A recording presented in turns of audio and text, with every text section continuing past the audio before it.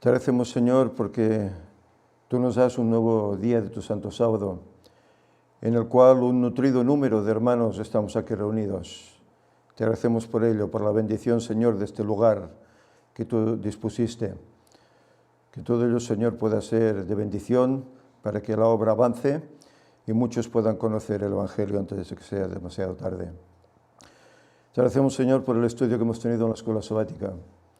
Y en esos momentos que vamos a meditar en tu palabra, en el libro profético, en el libro de revelación del Apocalipsis, te ruego, Señor, en primer lugar que tú estés conmigo para que lo podamos presentar adecuadamente y que pueda ser de bendición para mí, para todos aquellos que lo oigan aquí en la sala, los hermanos y amigos que nos siguen por el internet y los que lo seguirán después.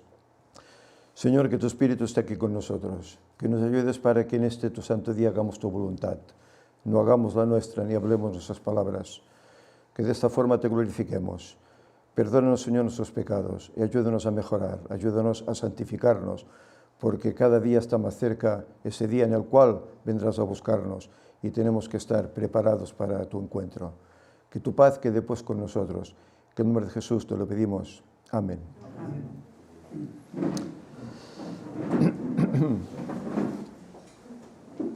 Bien, buenos días a todos los presentes aquí en la sala. Hoy tenemos un número nutrido de hermanos y amigos que nos visitan. Quiero dar la bienvenida a todos, en especial pues, bueno, a los que no son tan habituales entre nosotros porque están lejos y vienen cuando pueden, de vez en cuando. Bienvenidos todos. Bien, hacía un tiempo ya que habíamos dejado el estudio del Apocalipsis al margen. No sé, el último tal vez hará 3 meses o más, tal vez que fue el capítulo 19. Hoy vamos a entrar en el capítulo 20, es decir, que estamos ya casi, el tema de hoy más 2 más que vendrán y que terminaremos el Apocalipsis. El capítulo 20 nos habla acerca del milenio, pero vamos a intentar con la ayuda del Espíritu Santo y del Señor presentar el milenio, estos 1000 años, tal como son realmente. Porque, sabéis, hay muchas discrepancias al respecto, hay muchas visiones, muchas versiones al respecto. Sobre todo en las iglesias protestantes, pues se cree que el milenio, los santos lo vivirán en la tierra. Y hay otros, que no sé si son protestantes o no lo son, testigos de Jehová, por ejemplo, que para ellos el milenio también será en la tierra, regidos, gobernados por Dios desde el cielo, pero que nunca los salvos podrán ver a Dios, nunca podrán ver a Jesús. Bueno, a mí personalmente me entristece esta idea, ¿no? Porque el deseo de todo creyente, ¿cuál es? Ver un día a aquel que dio su vida por mí y por cada uno de nosotros, ¿verdad? Estar con Él, abrazarle, hablar con Él y no poder verle en 1000 años. Es triste, ¿verdad? Bueno, son estas diferentes traducciones que se hacen de la Biblia, a veces erróneas, y que llevan a eso. Pues lo que siempre decimos, ¿no? Que un error lleva a otros errores a tal punto que se distorsiona toda la verdad bíblica. Bien, intentaremos, como decimos, pues presentarlo tal como es en la Biblia. El milenio es muy importante, es un tema también muy importante y que tiene unas directrices con la historia que estamos viviendo en este mundo a través de todos estos tiempos, estos miles de años de los cuales también hablaremos. En el capítulo que dejamos atrás, el capítulo 19, para hacer un breve repaso, allí hablamos de un canto triunfal que se oyó en el cielo, ¿verdad? Cuando la bestia pues fue apresada y se acabó su dominio, ¿verdad?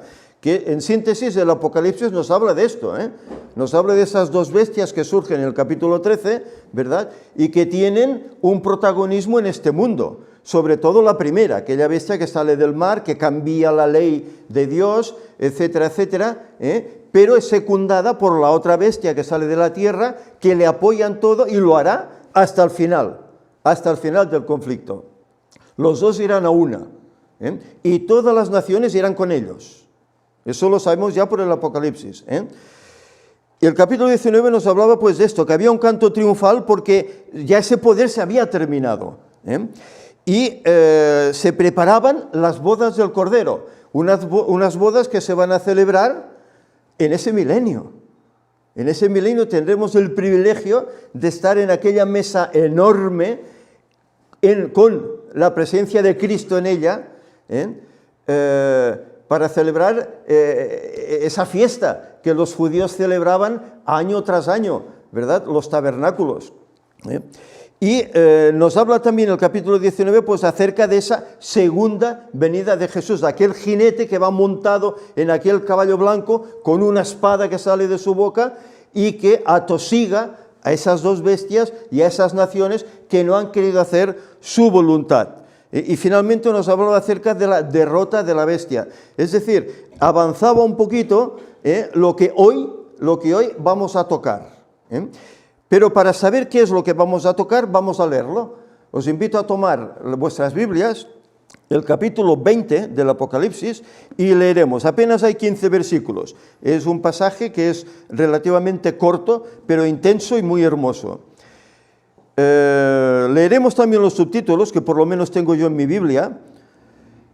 Es la versión del siglo XXI, la que yo uso, porque es una traducción bastante adecuada al lenguaje de hoy y bastante bien traducida. También puede tener sus errores, ¿no? Pero está bastante bien traducida.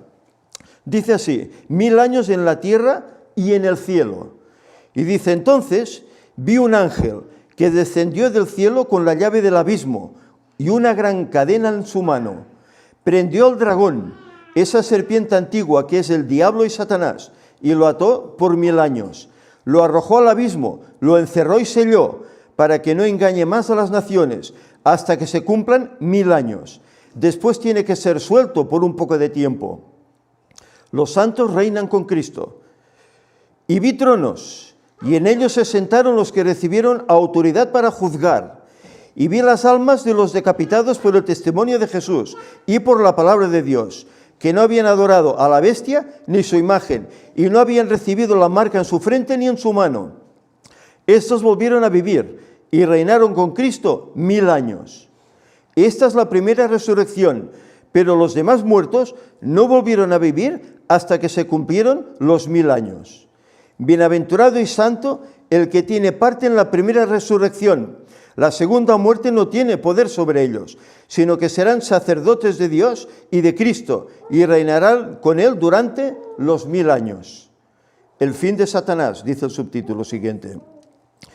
Cuando se cumplan los 1000 años, Satanás será suelto de su prisión y saldrá a engañar a las naciones que están sobre los 4 ángulos de la tierra, a Gog y a Magog, a fin de reunirlos para la batalla. Su número es como la arena del mar. Subieron a través de la ancha tierra y cercaron el campamento de los santos y la ciudad amada. Pero de Dios descendió fuego del cielo y los consumió. Y el diablo que los engañaba fue lanzado en el lago de fuego y azufre, donde también estaba la bestia y el falso profeta, y serán atormentados día y noche para siempre. La destrucción de los rebeldes. Termina así el capítulo. Entonces vi un gran trono blanco y al que estaba sentado en él. De su presencia huyeron la tierra y el cielo y no fueron hallados más. Vi también a los muertos, grandes y pequeños, de pie ante el trono. Los libros fueron abiertos y otro libro fue abierto, el libro de la vida. Y los muertos fueron juzgados según sus obras, por las cosas que estaban escritas en los libros. El mar dio los muertos que estaban en él, y la muerte y el sepulcro dieron los muertos que estaban en ellos, y cada uno fue juzgado según sus obras. Y la muerte y el sepulcro fueron lanzados al lago de fuego. Esta es la muerte segunda. Y el que no fue hallado escrito en el libro de la vida, fue lanzado ¿dónde? En el lago de fuego. Bien, este es el contenido de este capítulo del libro de Apocalipsis.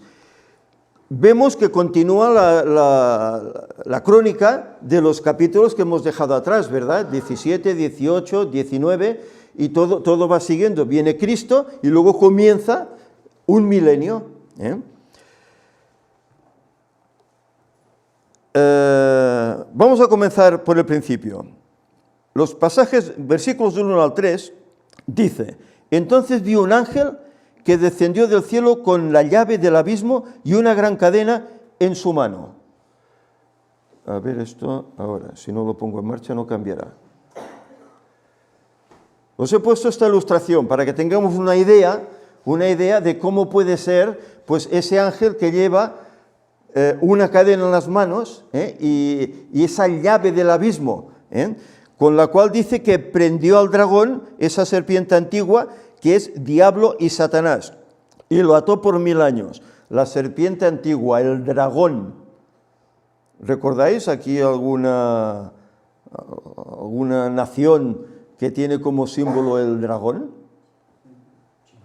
Hay varias, pero sobre todo hay una que lo tiene como ya un símbolo sagrado. China, un país con ¿cuántos? 1.300 millones de habitantes o más. Pero aquí nos dice que el dragón, ¿quién es?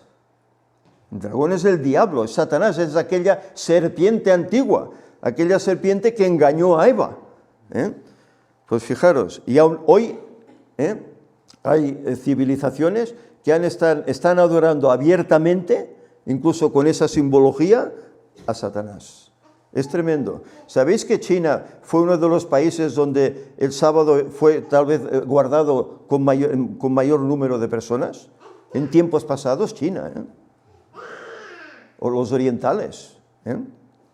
Y en cambio se ha ido corrompiendo a tal punto que hoy, bueno, sabemos que la religión está prohibida, está penada. Últimamente no sé cómo estará la situación, pero en tiempos pasados, por tener una Biblia, estabas listo, o te metían en la cárcel o incluso te quitaban la vida por tener una Biblia. Aún sigue estando prohibida, pero bueno, dejan que la gente aún se reúna, de momento, abiertamente. Es decir, aquí se muestra cómo este ángel viene con una cadena en la mano y una llave del abismo para atar y encadenar a Satanás durante 1000 años. Esto es una diapositiva que yo diría que es portuguesa, brasileña. Esto yo diría que es portugués, lo que está escrito aquí.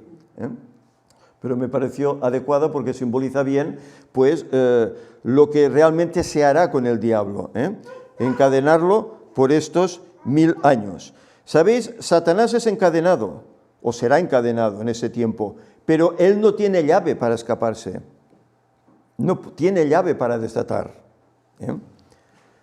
Aquí tenemos otra ilustración. Esa cadena no es una cadena real.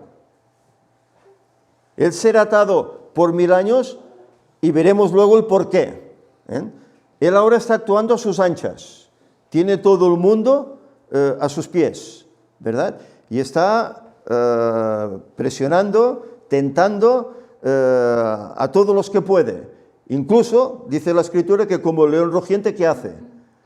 Va buscando intentar engañar ¿en quién? Incluso a los propios escogidos, ¿verdad? Es decir, está libre ahora para hacerlo. Pero llegará un punto en que tendrá una cadena.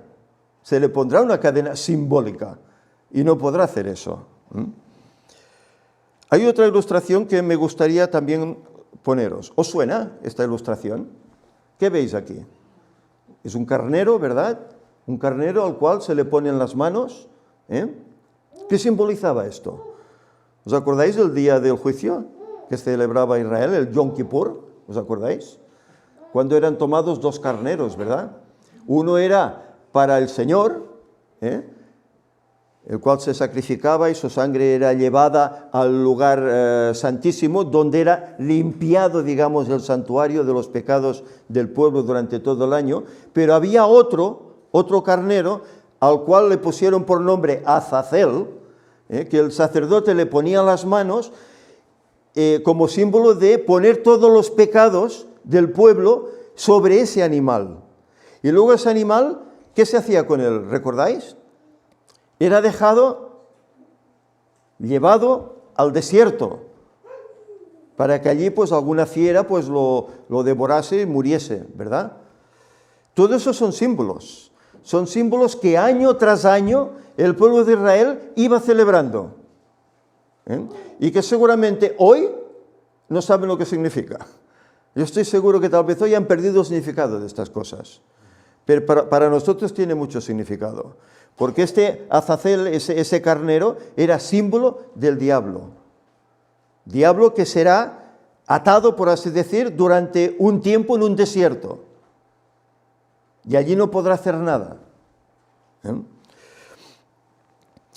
El abismo del que aquí se habla no es un pozo, ¿eh? El abismo será la tierra devastada por las plagas que han caído, más el terremoto que se dice que habrá, que hará caer todas las ciudades, toda la construcción de los seres humanos quedará destruida, ¿eh? Y el mundo quedará a nivel caótico, como lo fue al principio. ¿Qué dice la Escritura? En el principio creó Dios, ¿verdad? Los cielos y la tierra. ¿Y la tierra cómo estaba? ¿Organizada? Dice, desordenada y vacía. Era un caos. Pues así volverá a ser durante 1000 años. Un caos. Por eso el diablo estará en ese caos como atado. Pero atado con cadena física, no. Atado, ¿por qué? Porque todos los seres humanos que no han sido salvos quedarán muertos aquí en la tierra. Y él no tendrá a quien tentar.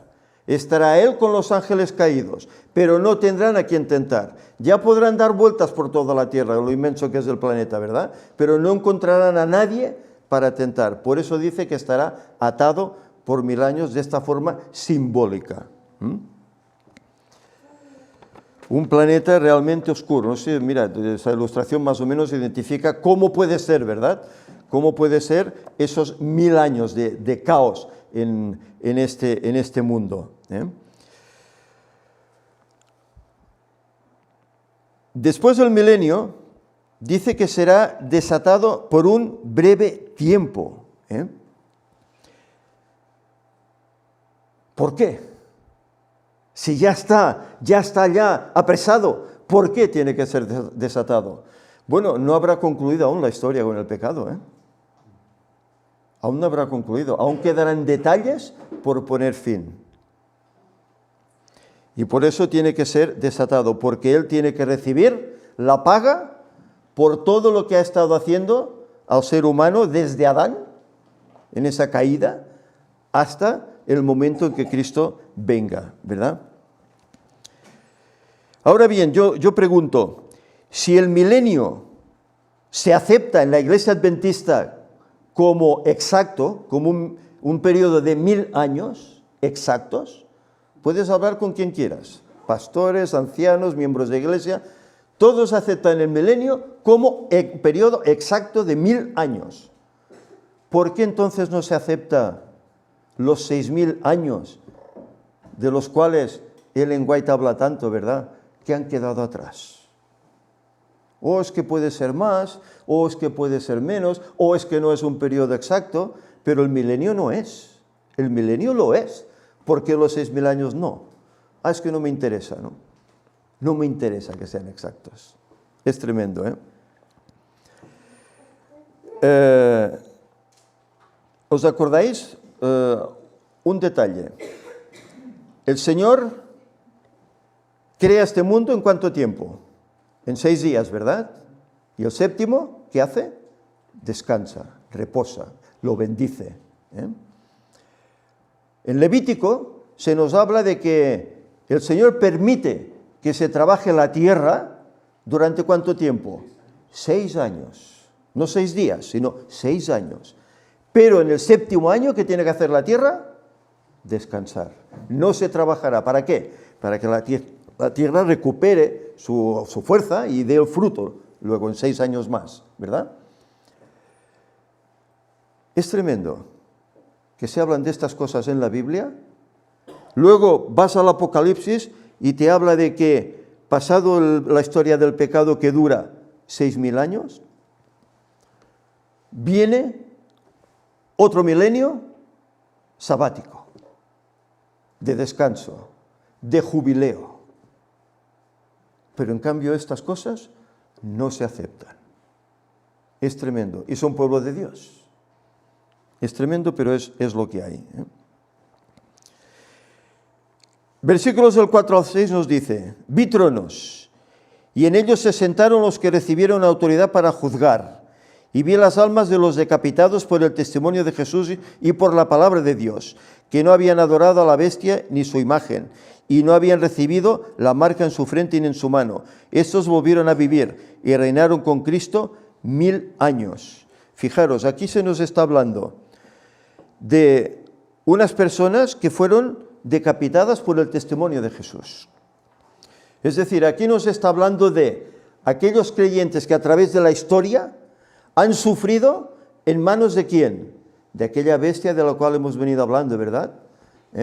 Que durante 1260 años dominó el mundo, hizo su autoridad, y todo aquel que no lo obedecía era castigado, quemado a la hoguera. Sobre todo si tenía una Biblia, iba contra él, ¿verdad? Pero aquí se nos habla también de unos que dice que no habían adorado a la bestia ni su imagen y no habían recibido la marca, ni en su frente ni en su mano. ¿Quiénes son estos? ¿Son aquellos que vivieron antaño, en ese periodo de 1260 años? ¿O son los que tal vez reciben una persecución de 1260 días al final de los tiempos?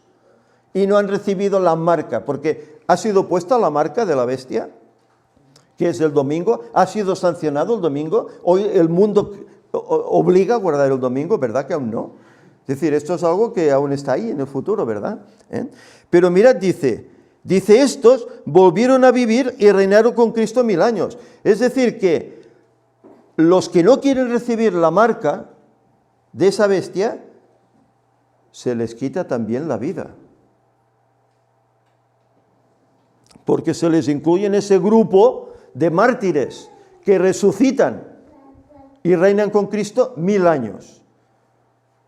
Salvo unos solos quedarán, que son los 144.000.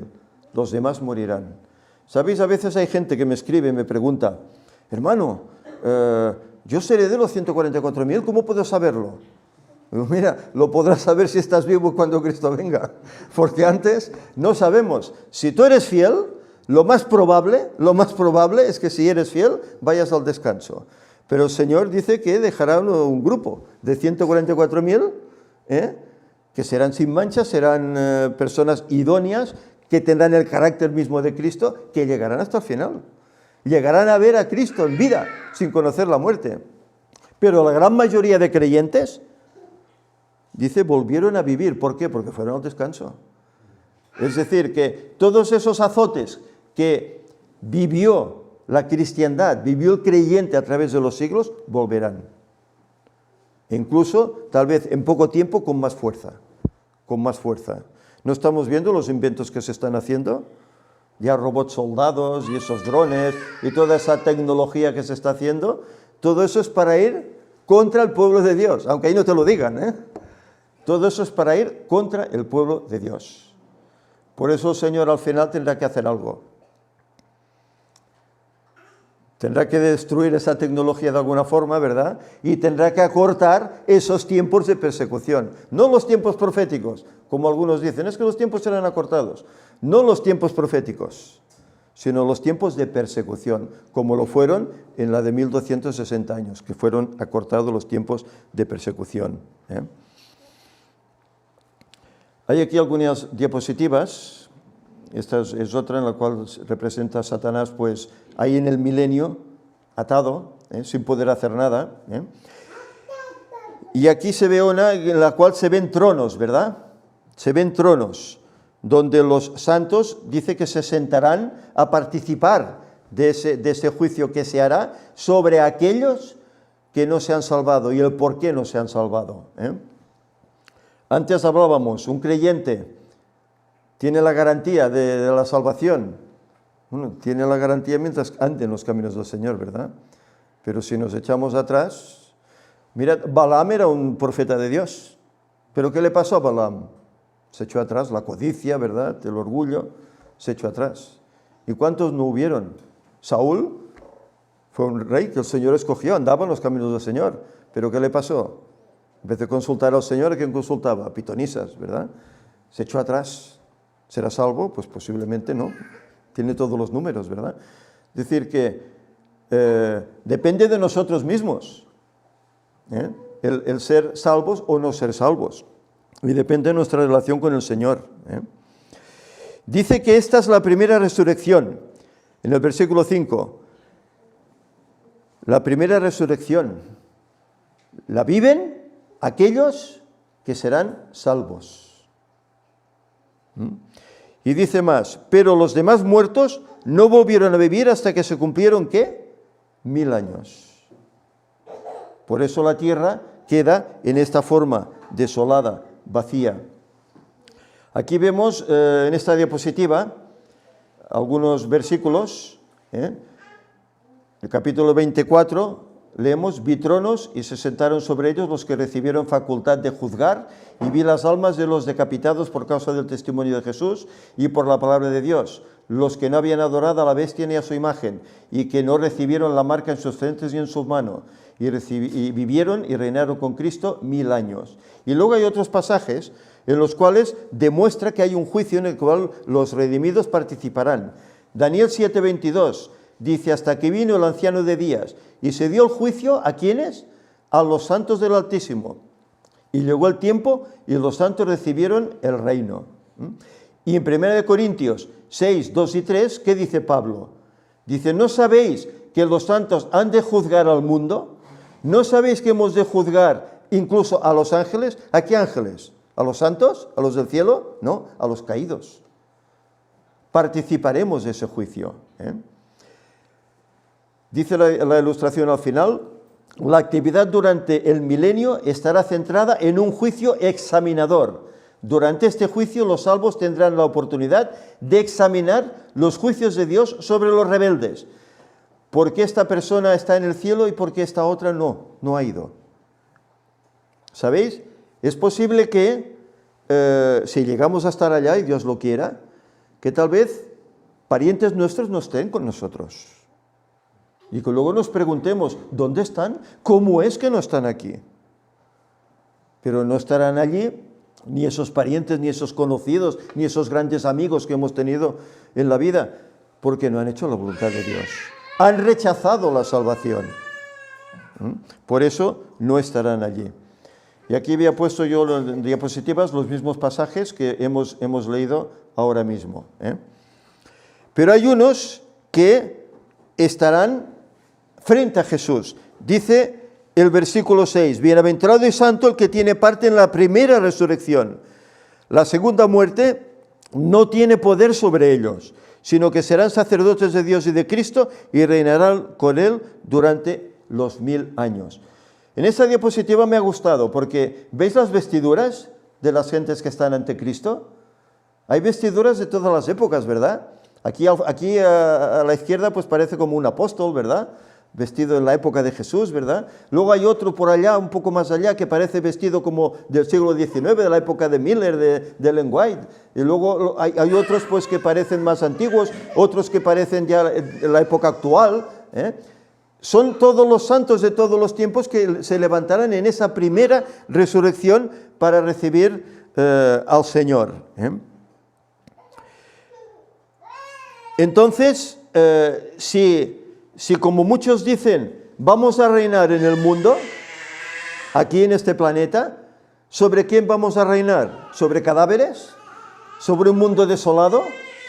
No tiene lógica, porque la Escritura dice que este mundo quedará desolado, ¿verdad?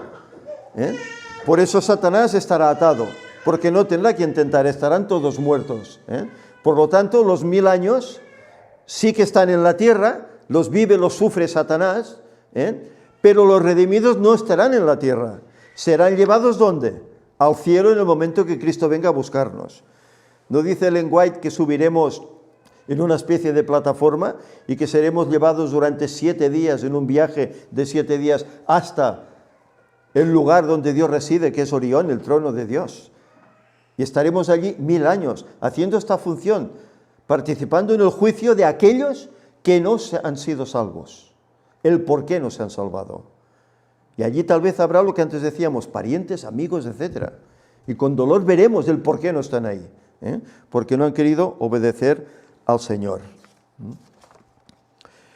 Versículo 7 nos dice, cuando se cumplan los 1000 años, Satanás será suelto de su prisión. Otra vez será suelto. ¿Y qué hará cuando esté suelto?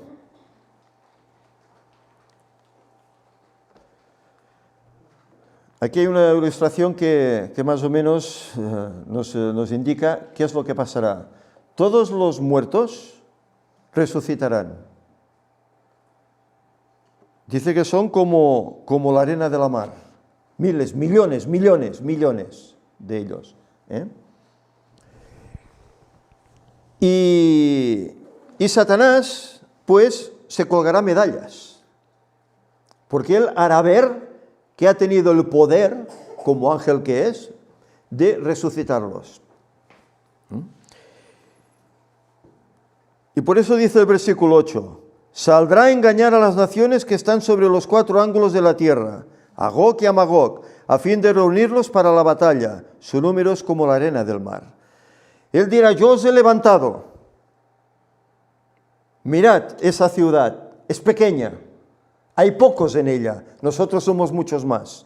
Vayamos y tomémosla, y el reino será nuestro. Y los convence, y quiere hacerlo así. Esta ilustración así lo demuestra, ¿verdad? Hay la segunda resurrección, que es esta de los malvados. Satanás es soltado de esa prisión ficticia, de esas cadenas ficticias, porque hay otra vez gente viva a la cual puede tentar, ¿verdad? La nueva Jerusalén desciende del cielo y Satanás reúne a los resucitados para atacar Jerusalén. Y el versículo que hemos citado, saldrá para engañar, ¿verdad? Y aquí habla acerca de Gog y Magog. ¿Habéis oído hablar alguna vez en la Biblia acerca de Gog y Magog? Fueron unos reyes, sobre todo Og fue un rey que vivía en la tierra de Magog. Y fue un rey que fue enemigo de Israel. Incluso su deseo era exterminar a Israel. Pero el Señor le paró los pies. ¿Y sabéis dónde habla esto la Biblia? En el libro de Ezequiel, un libro profético.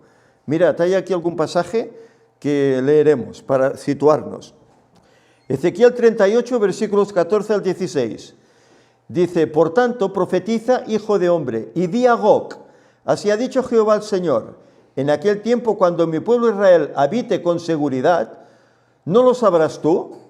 Vendrás de tu lugar, de las regiones del norte, tú y mucho pueblo contigo, todos ellos a caballo, gran multitud y poderoso ejército.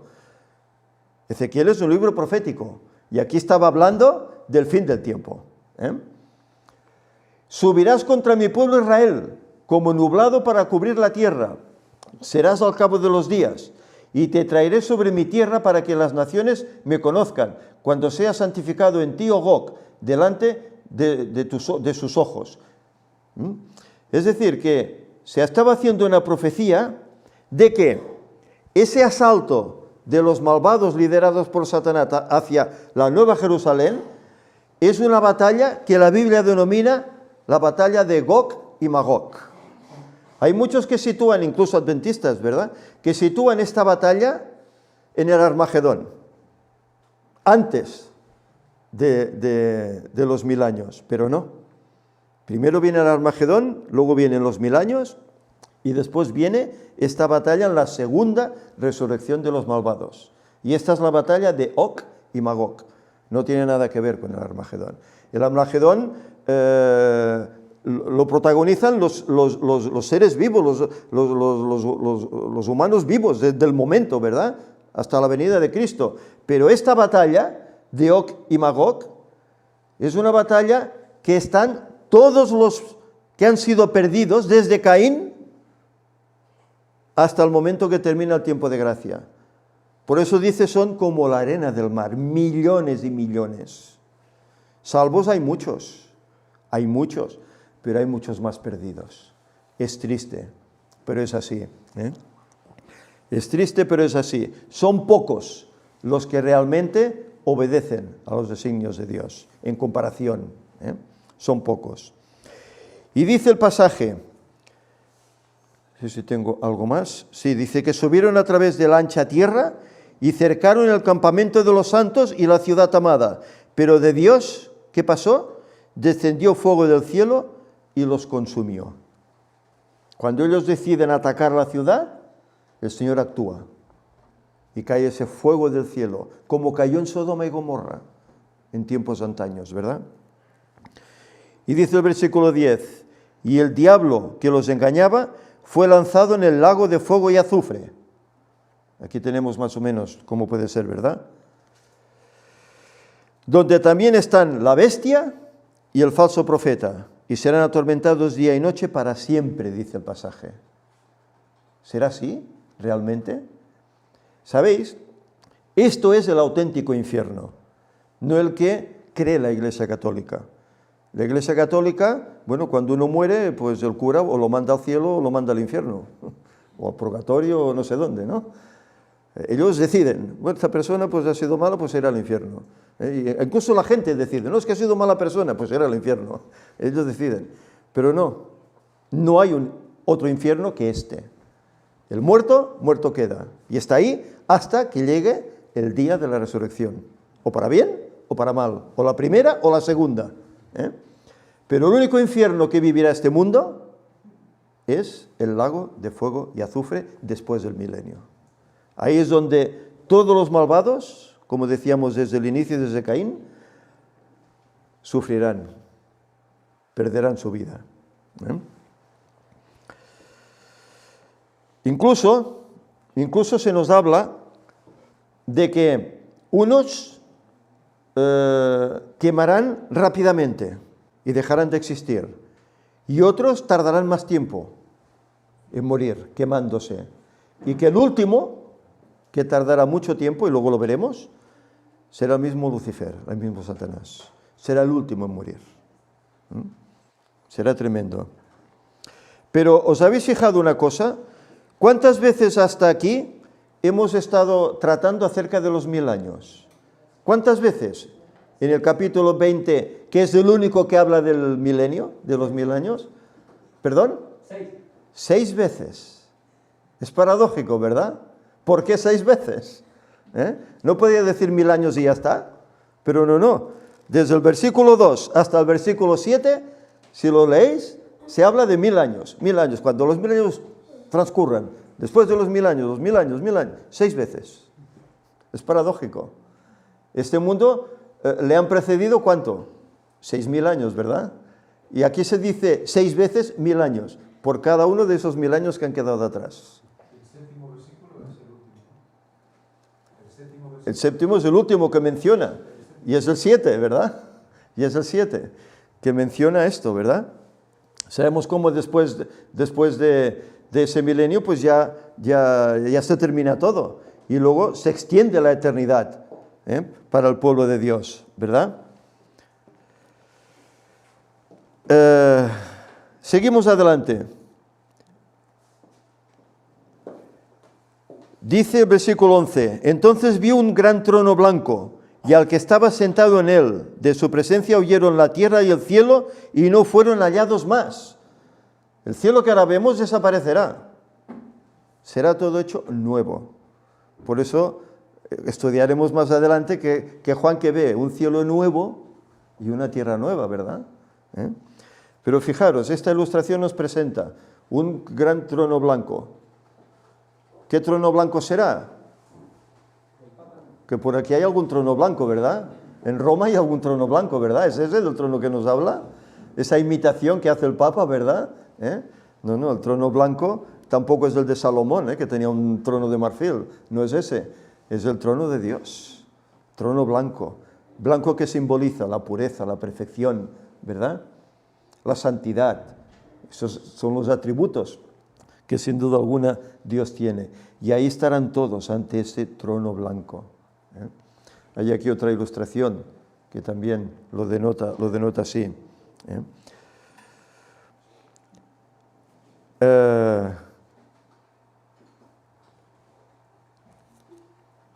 Me dejaba una cosa que aquí antes leíamos que, o no, es más adelante, veremos. Versículo 12 dice, vi también a los muertos, grandes y pequeños, de pie ante el trono.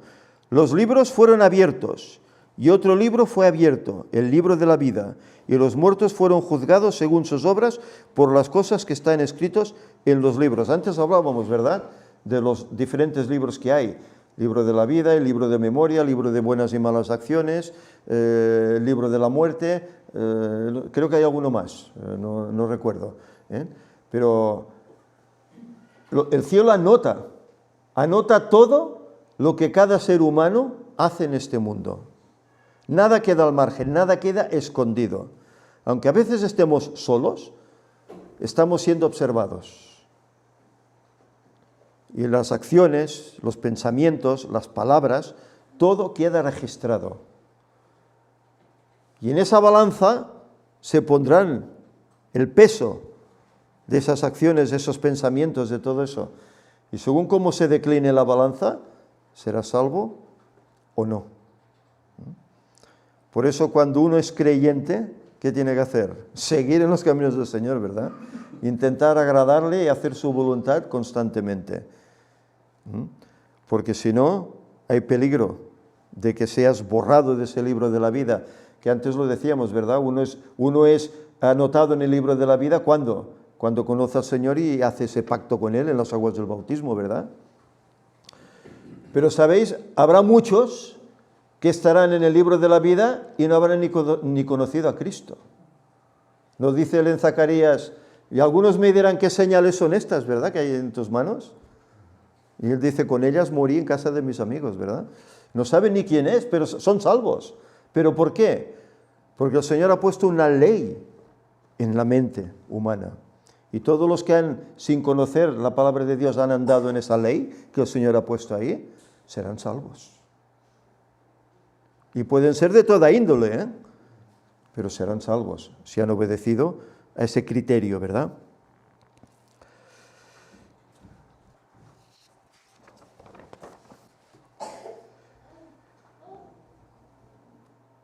Dice el versículo 13, el mar dio los muertos que estaban en él, y la muerte y el sepulcro dieron los muertos que estaban en ellos, y cada uno fue juzgado según sus obras.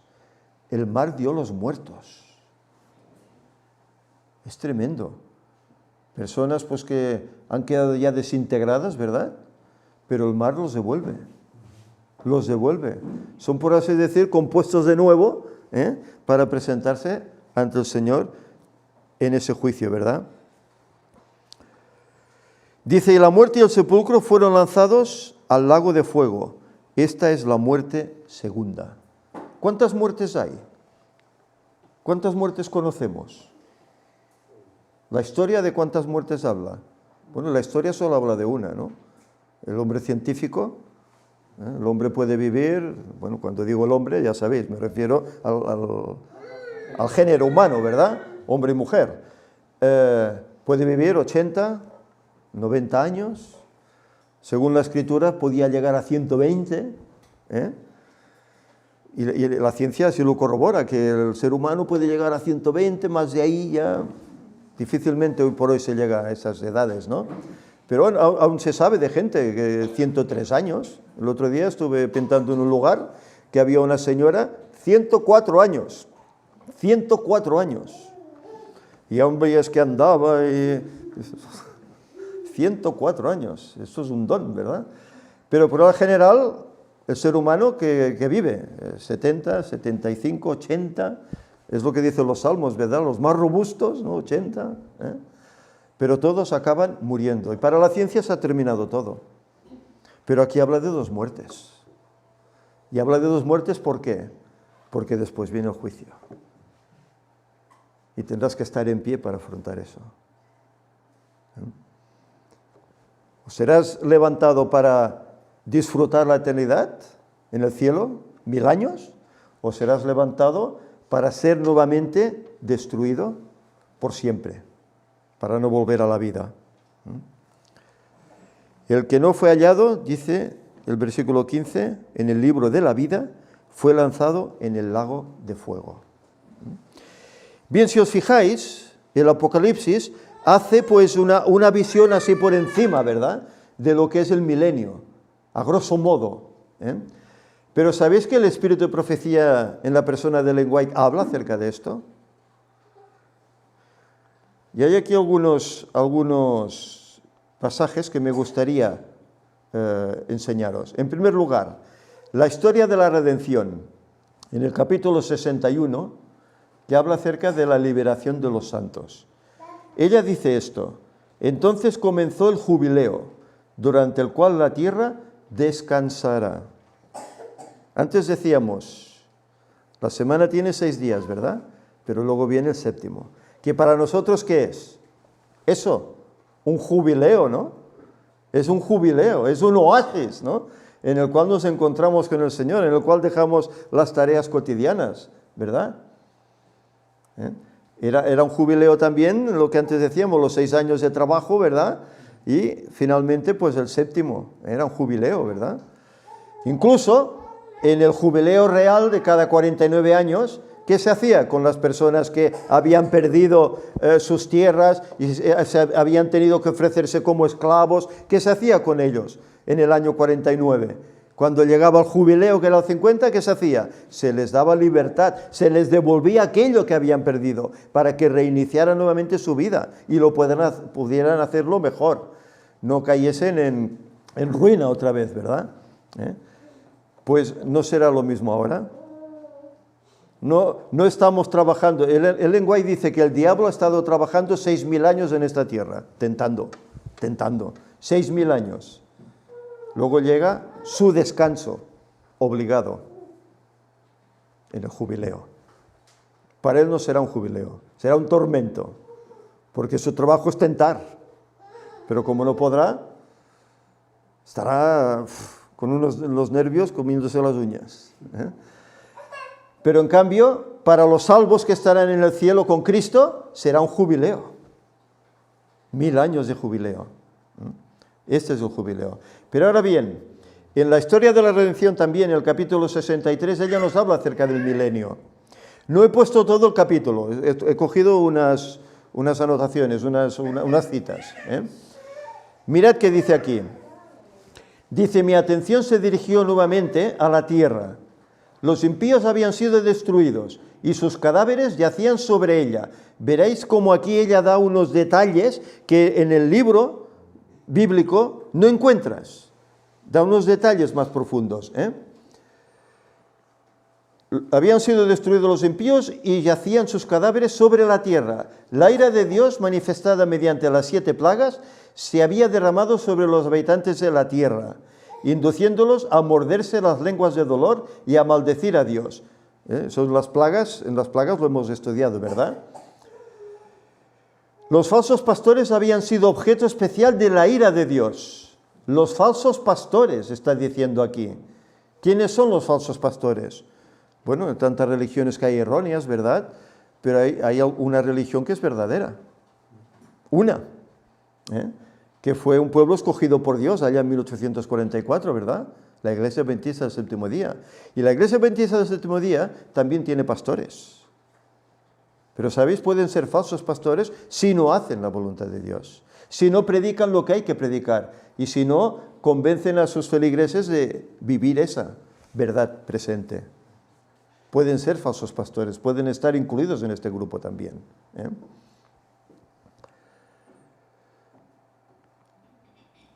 Sus ojos se habían consumido en sus órbitas, dice, y sus lenguas en sus bocas, mientras aún estaban de pie. Después que los santos fueron librados por la voz de Dios, los impíos encauzaron sus iras los unos contra los otros. La tierra parecía inundada de sangre y cubierta de cadáveres desde uno al otro confín. Esto es lo que será antes del milenio. El planeta parecía un desolado desierto. Las ciudades y los pueblos sacudidos por el terremoto yacían en ruinas. Las montañas removidas de sus lugares habían dejado en su sitio grandes cavernas. Sobre toda la superficie de la tierra estaban esparcidos los peñascos que habían lanzado el mar o que habían arrojado la tierra misma. Corpulentos árboles desarraigados estaban tendidos por el suelo. Este será por 1000 años el hogar de Satanás y de sus ángeles malos. Allí quedará confinado para recorrer la destruida superficie de la tierra y para evaluar las consecuencias de su rebelión contra la ley de Dios. Durante 1000 años podrá gozar del fruto de la maldición que ha producido. ¿Será un gozo para él eso? 1000 años ver el resultado de su trabajo, ¿eh? Y estar atado simbólicamente para no poder tentar a nadie, cuando su trabajo es ese, ¿no? Sin poder salir de la Tierra, no tendrá el privilegio de ir a otros planetas para tentar y molestar a los que no han caído. Durante ese tiempo, Satanás sufrirá muchísimo. Desde la caída, sus malos rasgos han estado en constante ejercicio, pero entonces será privado de su poder y abandonado para reflexionar en el papel que ha desempeñado y para presentir con temor y temblor su espantoso porvenir, cuando tendrá que sufrir por todo el mal que llevó a cabo y ser castigado por todos los pecados que hizo cometer. Tendrá tiempo, ¿verdad?, para pensar en todo esto, en lo que ha hecho y en lo que le queda por sufrir. Oí exclamaciones de triunfo de parte de los ángeles y de los santos redimidos, que resonaban como 10.000 instrumentos musicales, porque ya Satanás no los molestaría, ni los tentaría más, y porque los habitantes de los otros mundos habían sido librados de él y de sus tentaciones. Había gozo por eso. Se acabó. Después vi tronos, y vi que Jesús y los redimidos se sentaban en ellos, y que los santos reinaban como reyes y sacerdotes de Dios. Cristo, junto con su pueblo, juzgó a los impíos muertos, comparando sus acciones con el libro de estatutos, la palabra de Dios, y fallando cada caso según lo hecho en el cuerpo. Es decir, por eso decíamos que se anota todo, ¿verdad? Lo hecho, ¿eh? Después sentenciaron a los impíos a la pena que debían sufrir de acuerdo con sus obras, la que quedó escrita frente a sus nombres en el libro de la muerte. También el diablo y sus ángeles fueron juzgados por Jesús y los santos. El castigo de Satanás debía ser mucho mayor que el de aquellos a quienes engañó. Su sufrimiento sería tan grande que no se podrá establecer comparación alguna con el de ellos. Después que perezcan todos los que engañó, el enemigo continuará viviendo para sufrir por mucho tiempo más. Mucho tiempo más. ¿Cuánto tiempo más? No sabemos. ¿Sabéis? Hay algunos que se apresuran a decir que serán 1000 años. Porque bueno, cuando descienda la Nueva Jerusalén, será después del milenio. Será ya en la entrada del año 8000, ¿verdad? De los 8000 años. Y hay algunos que se aventuran a decir que posiblemente será como 1000 años que estará Satanás sufriendo. No sabemos, no sabemos, ¿eh? Si eso tiene relación con la fiesta de tabernáculos, ¿cuántos días duraba la fiesta de tabernáculos? 7, ¿verdad? Pero en el 8 era la conclusión de la fiesta, ¿no? Bueno, es algo que está ahí, serán 1000 años, serán pocos, serán unos meses, serán unas semanas, serán unos días, unas horas, no sabemos. Lo que sí que sabemos es que el que ha pecado poco morirá enseguida, pero el que ha pecado mucho tardará más, sufrirá más. Y él dice que sufrirá por mucho tiempo más. No podemos decir cuánto porque no sabemos, ¿eh? Cuando terminó el juicio de los impíos muertos, al final del milenio, Jesús salió de la ciudad seguido por los santos y una comitiva de ángeles. Descendió sobre una gran montaña. ¿Qué montaña desciende Jesús? Monte de los Olivos, ¿verdad? Aquel lugar que él iba a las noches a orar, ¿eh? Su pie desciende allí, se hace un gran valle, ¿eh? Descendió sobre una gran montaña que tan pronto como él posó los pies en ella, se partió convirtiéndose en una dilatada llanura. Entonces dice, alzamos los ojos y vimos la grande y hermosa ciudad con 12 cimientos y 12 puertas, 3 en cada lado y un ángel en cada una. Exclamamos, la ciudad, la gran ciudad, está descendiendo del cielo de Dios y bajó con todo su esplendor y deslumbrante gloria y se asentó en la vasta llanura que Jesús había preparado para ella. Una ciudad enorme, más de 2000 kilómetros de lado por lado. Y allí es donde estarán los santos. Luego, en el libro La segunda venida y el cielo, capítulo 14, El fin de la maldad, se titula. Y hay esos subtítulos. Dice, los impíos resucitados reciben su castigo. Al fin de los 1000 años, Cristo regresa otra vez a la tierra. Le acompaña la hueste de los redimidos y le sigue una comitiva de ángeles. Al descender en majestad aterradora, manda a los muertos impíos que resuciten para recibir su condenación. Se levanta su gran ejército, innumerable como la arena del mar. Qué contraste entre ellos y los que resucitaron en la primera resurrección. Los justos estaban revestidos de juventud y belleza inmortales. Juventud y belleza, ¿eh? Es decir, tú morirás con 60, 70 años, pero resucitarás joven. Y belleza inmortales. Dice, los impíos llevan la huella de la enfermedad y de la muerte. Es decir, salen de las tumbas exactamente igual como descendieron a ellas, con las señas del pecado. La batalla final, dice aquí. Entonces Satanás se prepara para la última tremenda lucha por la supremacía. Fijaros que aquí da más detalles de los que da Apocalipsis. Mientras estaba despojado de su poder e imposibilitado para hacer su obra de engaño, el príncipe del mal se sentía abatido y desgraciado. Pero cuando resucitan los impíos y ve las grandes multitudes que tiene al lado suyo, sus esperanzas reviven y resuelve no rendirse en el gran conflicto. Él aún tiene esperanzas ¿de qué? De prevalecer, ¿verdad? Ante Dios. Claro, ve todo aquel ejército, pues tengo posibilidades, ¿no? Alistará bajo su bandera a todos los ejércitos de los perdidos y por medio de ellos tratará de ejecutar sus planes. Los impíos son sus cautivos. Al rechazar a Cristo aceptaron la autoridad del jefe de los rebeldes. Están listos para aceptar sus sugestiones y ejecutar sus órdenes. No obstante, fiel a su antigua astucia, no se da por Satanás. Fijaros que hasta ahí es astuto, No se da por Satanás, no se muestra como quien es. Pretende ser el príncipe que tiene derecho a la posesión de la tierra y cuya herencia le ha sido arrebatada. ¿Qué cree la masonería? Para ellos, ¿quién es? ¿Quién es Dios? ¿Jehová o Lucifer? Para ellos es Lucifer. Dicen que él es el bueno. Dios es el malo. Y él así convence a las gentes que son resucitadas, que él es el príncipe.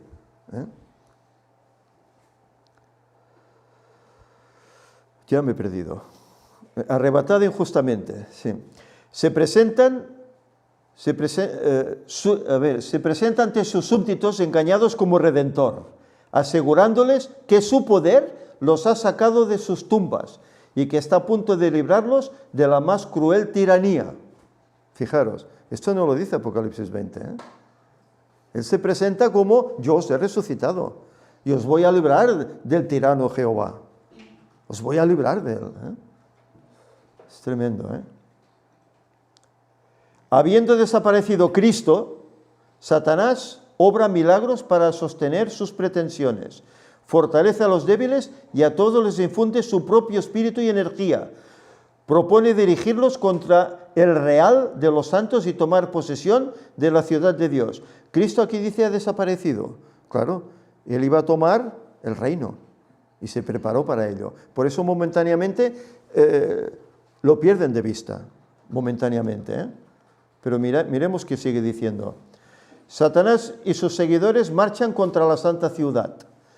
Al fin se da la orden de marcha y las huestes innumerables se ponen en movimiento.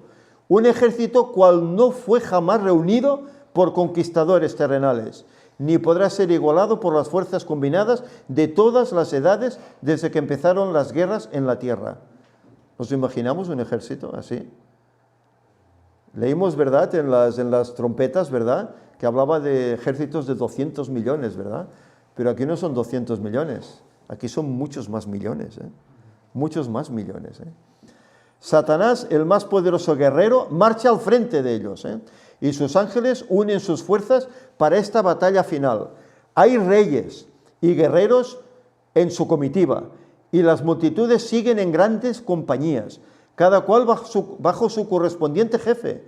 Con precisión militar, las columnas cerradas avanzan sobre la superficie desgarrada y escabrosa de la tierra hacia la ciudad de Dios. Por orden de Jesús, se cierran las puertas de la Nueva Jerusalén y los ejércitos de Satanás circundan la ciudad y se preparan para el asalto.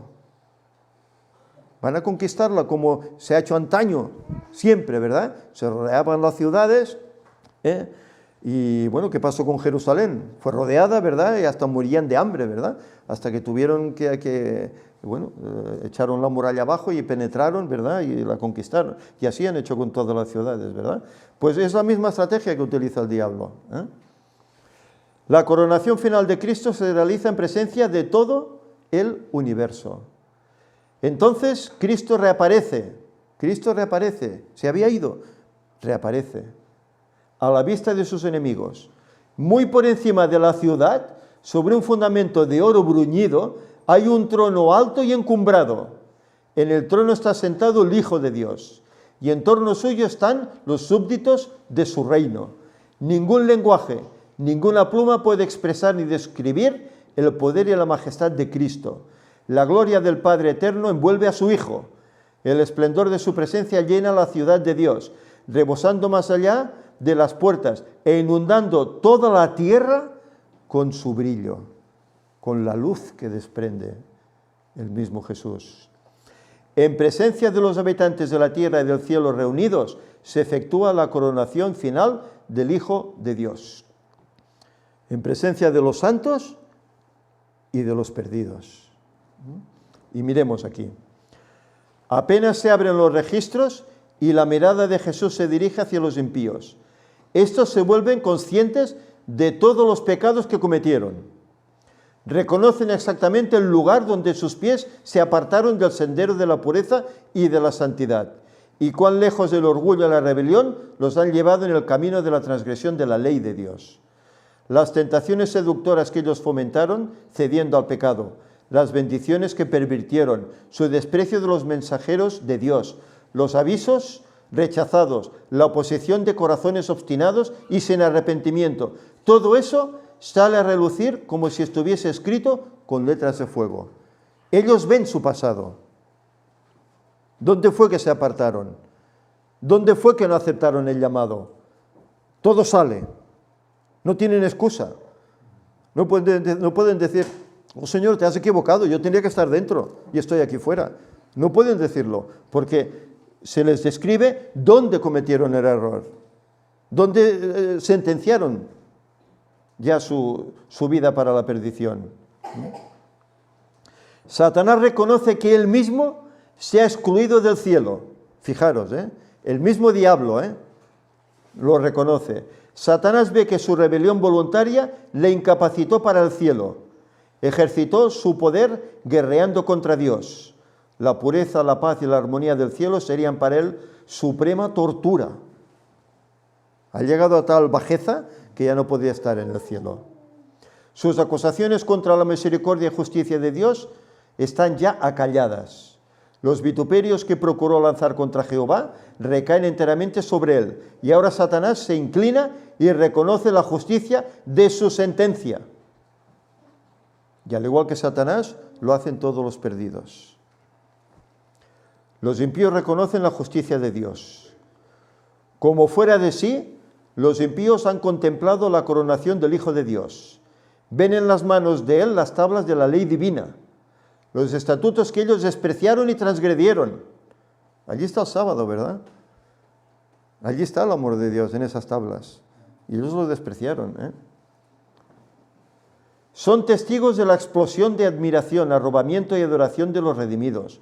Y cuando las ondas de melodía inundan a las multitudes fuera de la ciudad, todos exclaman a una voz: grandes y maravillosas son tus obras, oh Señor Dios Todopoderoso. Justos y verdaderos son tus caminos, oh Rey de los siglos. Apocalipsis 15:3. Y cayendo posternados, adoran al príncipe de la vida. Pero ellos también pronuncian estas palabras de bendición a Dios, porque reconocen que la justicia de Dios es justa. No es como la justicia humana. No hablamos aquí que hay presos que no deberían estar encarcelados, porque la justicia no es adecuada. Esa de Dios es justa. El que no está ahí es porque se lo ha ganado, por sus propios méritos. Los impíos se vuelven contra Satanás. A pesar de que Satanás se ha visto obligado a reconocer la justicia de Dios y a inclinarse ante la supremacía de Cristo, su carácter sigue siendo el mismo, no cambia, sigue siendo el mismo. El espíritu de rebelión, cual poderoso torrente, vuelve a estallar. Lleno de frenesí, determina no cejar en el gran conflicto. Ha llegado la hora de intentar un último y desesperado esfuerzo contra el Rey del Cielo. Se lanza en medio de sus súbditos y trata de inspirarlos con su propio furor y de moverlos a dar inmediata batalla. Pero entre todos los innumerables millones a quienes indujo engañosamente a la rebelión, no hay ahora ninguno que reconozca su supremacía. Su poder ha concluido. Los impíos están llenos del mismo odio contra Dios que el que inspira a Satanás, pero ven que su caso es desesperado, que no pueden prevalecer contra Jehová. Se enardecen contra Satanás y contra los que fueron sus agentes para engañar, y con furia demoníaca se vuelven contra ellos, y con eso se sigue una contienda universal, otra batalla, entre ellos mismos. ¿No escribe Ellen White que los demonios entre ellos mismos hay batusas, hay contienda? ¿Se discuten y se pelean entre ellos?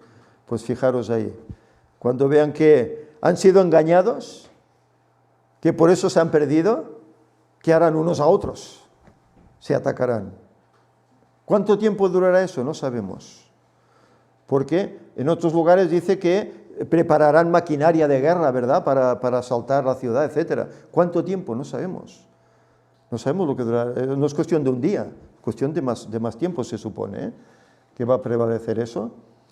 Dice, la obra de Satanás terminada para siempre. Los impíos reciben su recompensa en la tierra. Serán estopa, y aquel día que vendrá los abrazará, ha dicho Jehová de los ejércitos, según Malaquías 4:1. Algunos, lo que antes decíamos, algunos son destruidos como en un momento, mientras otros sufren muchos días. Todos son castigados conforme a sus hechos. Habiendo sido cargados sobre Satanás los pecados de los justos, tiene éste que sufrir no solo por su propia rebelión, sino también por todos los pecados que hizo cometer al pueblo de Dios. Tiene que padecer por las tentaciones y los pecados que ha hecho cometer incluso al pueblo de Dios. Su castigo debe ser mucho mayor que el de aquellos a quienes engañó. Después de haber perecido todos los que cayeron por sus seducciones, el diablo tiene que seguir viviendo y sufriendo. En las llamas purificadoras quedan por fin destruidos los impíos, raíz y rama. Satanás la raíz, sus secuaces las ramas. La penalidad completa de la ley ha sido aplicada. Las exigencias de la justicia han sido satisfechas. Y el cielo y la tierra, al contemplarlo, proclaman la justicia de Jehová. Pero el fuego quemará siempre. Antes leíamos, ¿verdad?, que el fuego no se apagará, ¿verdad? Es una forma de hablar. Es una forma de hablar porque el fuego de Dios viene de Él, viene del Eterno. ¿Qué pasó con Sodoma y Gomorra? No queman, ¿verdad? Quemaron en su momento. Y los malvados pues quemarán mientras hay algo que quemar. Pero cuando se consuma, el fuego se apagará. Si no, ¿cómo va a ser recreada la tierra? Si siempre todo el globo será fuego, ¿cómo va a ser recreada? Nunca lo sería. Tiene que apagarse en algún momento, ¿verdad? La obra de destrucción de Satanás ha terminado para siempre. Durante 6.000 años, escribe ella, obró a su gusto, llenando la tierra de dolor y causando penas por todo el universo. Toda la creación gimió y sufrió en angustia. Ahora las criaturas de Dios han sido libradas para siempre de su presencia y de sus tentaciones. Ya descansa y está en quietud toda la tierra. Prorrumpen los hombres justos en cánticos. Isaías 14:7. Y un grito de adoración y de triunfo sube de entre todo el universo leal. Se oye como si fuese el estruendo de una gran multitud, y como si fuese el estruendo de muchas aguas, y como si fuese el estruendo de poderosos truenos que decían, aleluya, porque reina el Señor Dios el Todopoderoso. Apocalipsis 19:6. Y creo que esta es la última, me parece, ¿no? Sí. El único recuerdo del pecado. Mirad esto porque esta cita es importante. Solo queda un recuerdo. Nuestro Redentor llevará siempre las señales de su crucifixión por toda la eternidad. En su cabeza herida, en su costado, en sus manos y en sus pies se ven las únicas huellas de la obra cruel efectuada por el pecado. El profeta, al contemplar a Cristo en su gloria, dice, su resplandor es como el fuego, y salen de su mano rayos de luz, y allí mismo está el escondedero de su poder. Habacuc 3:4. Este pasaje lo hemos estudiado y presentado en varias ocasiones, ¿verdad, Ángel? Pero fijaros que dice Ellen White, en sus manos y su costado heridos, de donde emanó la corriente purpurina que reconcilió al hombre con Dios, allí está la gloria del Salvador. Allí mismo está el escondedero de su poder. En sus manos y en su costado. Puede que aquí tal vez la traducción al español hayan añadido mano, ¿verdad? Creo que cogen lo de la versión en español, la ponen, pero ya literalmente creo que solo dice costado. Recordemos sight, ¿verdad? Recordamos costado izquierdo, no el derecho como se presenta siempre en las ilustraciones, ¿verdad? El izquierdo. ¿Qué emanó de allí? Cuando él falleció, ¿qué hicieron los romanos? Tenían órdenes de romper las piernas, ¿verdad? Para que murieran antes. Porque según apretaban los judíos, que llega el sábado y no pueden estar en la cruz, ¿no? Les rompemos las piernas. Pero cuando llegaron a Jesús, vieron que estaba muerto. Pero para cerciorarse, ¿qué hizo un soldado? Tomó la lanza y sobre la altura de la quinta costilla, la clavó en el lado izquierdo. ¿Y qué brotó de ahí? Dice el pasaje, agua y sangre. El agua hizo deslizar la sangre, ¿verdad? Y la sangre cayó, mira por dónde, 6 metros debajo de la cruz. ¿Y qué había allí? La tapa del propiciatorio, del arca, donde cayó la sangre de Cristo. Para concluir este plan de redención que durante tantos cientos de años el pueblo, su pueblo, había estado realizando. El sacerdote entraba ahí una vez al año, ¿verdad? Y esparcía la sangre. Pero siempre en un lugar derecho, ¿verdad? Pero el otro quedaba libre. Porque estaba preparado para recibir la sangre del Cordero de Dios, de Cristo. Y así redimir al mundo. Es tremendo, Y aquí ya lo explica de esta forma, Poderoso para salvar por el sacrificio de la redención, fue por consiguiente fuerte para ejecutar la justicia para con aquellos que despreciaron la misericordia de Dios. Y las marcas de su humillación son su mayor honor. A través de las edades eternas, las llagas del Calvario proclamarán su alabanza y declararán su poder y su amor, sin duda alguna. Lo que habrá hecho por nosotros. Y eso lo recordaremos toda la eternidad. Esas señales ahí estarán siempre, recordándonos lo que tuvo que pagar el cielo para que podamos estar allí, gozando no solo 1000 años de eternidad, sino toda la eternidad. Porque bueno, hablamos que esto ocurre en el 8º milenio, ¿verdad? Pero el 8, ¿qué significa? Es infinito, ¿verdad? El 8 significa que es eternidad, por siempre jamás. Bien, pues esto es lo que nos muestra el capítulo 20 del Apocalipsis. El milenio, no aquí en la tierra, no viviendo aquí en la tierra, ni redimidos ni nada, no viviendo aquí en la tierra, sino el milenio en el cielo. Aquí en la tierra solo habrá caos, desolación. Los malvados muertos. Satanás como atado porque no tendrá quien tentar durante 1000 años, pensando en todo el mal que ha hecho, hasta que se termine el milenio. Y luego pues reemprenda esa batalla esa batalla que decimos que es la de Og y Magog, ¿verdad? Pero allí será consumido en ese lago de fuego. Pero bueno, aquí no termina el Apocalipsis. Luego nos viene el capítulo 21 en el cual veremos un cielo nuevo, una tierra nueva, y veremos la ciudad de Dios.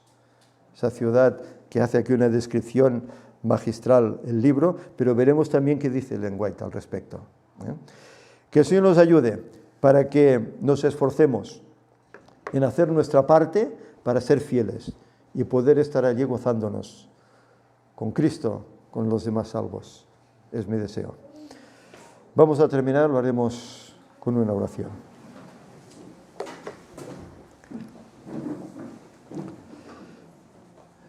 Señor y Padre, te damos gracias porque en tu palabra está escrita la historia de este mundo. Y como bien tú dices en Mateo 24:36, aquel día y aquella hora solo lo sabe uno. No solo lo sabe uno, lo saben muchos, pero solo uno lo anunciará, que es el Padre. Él dará a conocer. Y esta es la realidad que hoy tú estás presentando, para que ese pasaje se interprete adecuadamente. Hay muchos hermanos que creen que ni los ángeles ni el mismo Jesús sabe. Entonces esto denotaría que, bueno, que no lo sepan los ángeles, uno diría vale, pero que no lo sepa Jesús, uno diría es que no es Dios. Pero Jesús lo sabe porque es Dios. Pero el privilegio lo tiene el Padre para dar a conocer ese día, ese momento, esa hora. Señor, ayúdanos para que mientras llega ese momento seamos fieles.